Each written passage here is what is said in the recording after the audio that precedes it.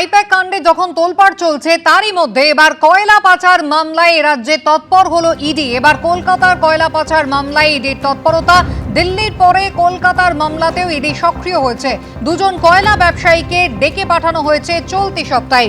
সরাসরি আমাদের প্রতিনিধি প্রকাশ সিনহা রয়েছেন আমাদের সঙ্গে। প্রকাশ, কয়লা পাচারের তদন্তে এসেই আইপ্যাকের মতন ঘটনা ঘটে গেল এবং তারপরে এবার কয়লা পাচারের তদন্তে ইডি কাদের কাদের ডেকে পাঠালো?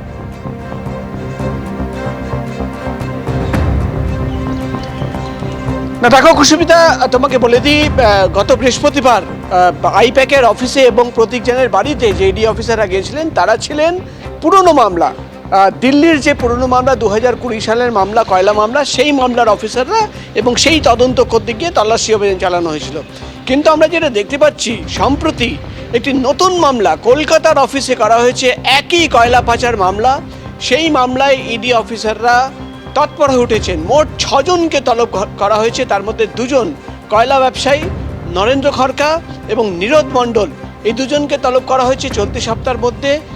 কৃষ্ণ মুরারি কয়াল, তোমার মনে থাকবে যে বাইপাস সংলগ্ন যে আবাসন স্প্রিং ক্লাবের যে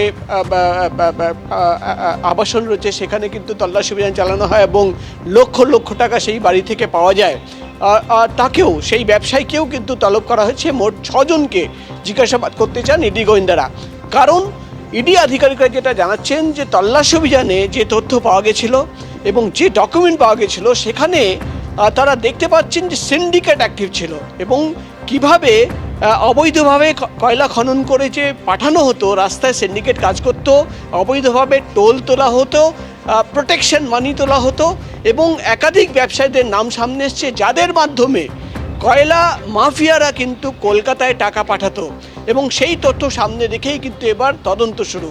এবং আমরা দেখতে পাচ্ছি গত বৃহস্পতিবার যে ঘটনা ঘটেছিল, দিল্লির অফিসাররা সেদিনই দিল্লি ফিরে গেছিলেন, কিন্তু এবার কিন্তু কলকাতা অফিসাররা তৎপর হয়ে উঠেছেন। নতুন কয়লার যে মামলা, সেই মামলায় 2 জন কয়লা ব্যবসায়ী নরেন্দ্র খড়কা এবং নীরদ মণ্ডল, এছাড়া কৃষ্ণ মুরারি কয়াল, একাধিক প্রভাবশালী যোগ, এবং তাদের কাছে কিভাবে কত টাকা গেছিল, মূলত মানি লন্ডারিং, কয়লা খনন করে কত টাকা উঠেছিল, সেই টাকা কত টাকা প্রোটেকশন মানি দেওয়া হয়েছিল এবং প্রোটেকশন মানি হিসেবে কোন কোন প্রভাবশালীদের কাছে টাকা পৌঁছে গেছে, মূলত এই বিষয় নিয়েই কিন্তু তদন্ত শুরু করেছেন কলকাতা জোনের অফিসাররা। অর্থাৎ দিল্লির পর এবার কলকাতার অফিসাররা কয়লা পাচার মামলা নিয়ে তৎপর হতে হচ্ছে এবং একসঙ্গে 6 জনকে, যার মধ্যে একাধিক কয়লা মাফিয়ারা রয়েছে, তাদেরও কিন্তু তলব করা হয়েছে, এমনই খবর আমরা ইডি সূত্র মারফত জানতে পারছি। একেবারে প্রকাশ, তুমি আমাদের সঙ্গে থাকো। বৃহস্পতিবারের ঘটনার উল্লেখ করলেন আমাদের প্রতিনিধি প্রকাশ সিনহা। বৃহস্পতিবার কয়লা পাচারের তদন্তেই কিন্তু এ রাজ্যে এসেছিল ইডি এবং যেখানে পশ্চিমবঙ্গের 6 জায়গা, দিল্লির 4 জায়গায় তারা তল্লাশি চালাতে এসেছিল এবং সেই ঘটনাতেই আইপ্যাকের কর্ণধার প্রতীক জৈনের বাড়ি লর্ডন স্ট্রিট এবং তার সেক্টর 5-এর গদরেজ ওয়াটার সাইডের অফিসে তারা তল্লাশি চালাতে যান, যেখানে কিছুক্ষণের মধ্যেই মমতা বন্দ্যোপাধ্যায় পৌঁছে যান এবং পুলিশ প্রশাসনের এবং রাজ্য প্রশাসনের শীর্ষস্থানীয় কর্তা ব্যক্তিরা তারাও পৌঁছে যান। মমতা বন্দ্যোপাধ্যায় ভেতরে ঢোকেন এবং প্রতীক জৈনের বাড়ি থেকে সবুজ ফাইল সহ আরো ডিজিটাল নথি তিনি নিয়ে আসেন। বলপূর্বক এই সমস্ত তিনি চুরি করেছেন ইডির পক্ষ থেকে, এমনটাই অভিযোগ কিন্তু করা হয়।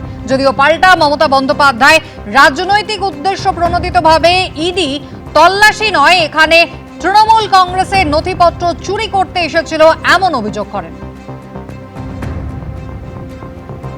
আর তারপরে এবার কয়লা পাচার তদন্তে ইডির নতুন করে এই সক্রিয়তা, যেখানে একাধিক কয়লা ব্যবসায়ীকে জিজ্ঞাসাবাদের জন্য ডেকে পাঠানো হয়েছে। দিল্লির পর কলকাতাতেও কয়লার পাচার তদন্তে সক্রিয় হলো ইডি, যেখানে 2 জন ব্যবসায়ীকে ডেকে পাঠানো হয়েছে। এবিপি আনন্দ, এগিয়ে থাকে, এগিয়ে রাখে।